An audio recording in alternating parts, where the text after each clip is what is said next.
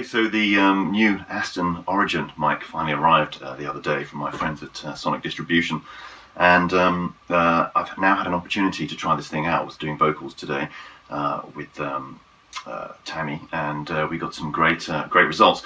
Both absolutely knocked out with it. Really, it's a very open sounding mic. It's got a very natural top end. A lot of microphones, if you're sort of looking at mid-range microphones, and some of the cheaper budget microphones that come in from China tend to have a very sweet, almost very artificial top end, and not an awful lot going on in the mid-range. I mean, that's a bit of a generalization, but some of them are good, a little overly colourful at times, and you have to do a lot of work in the mix often to flatten things out and get a more natural result, especially when it comes to vocals. Presence is important, but presence often comes, at the expense of sort of accuracy and a more open, natural sound. So this thing, I've not heard anything quite like it. I have to say, it feels very flat at the top end. It's very, very present, a very big sound, very open sound. A lot going on in the mid-range.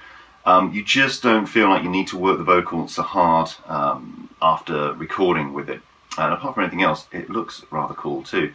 So sort of industrial sort of look to it, and it's a really unusual design. I've not seen anything quite like it before, actually, or heard anything quite like it. So very impressed with it so far. It's got a little low frequency cut on it, and it's got a minus 10 dB pad, so it's ideal for vocals, I would have thought.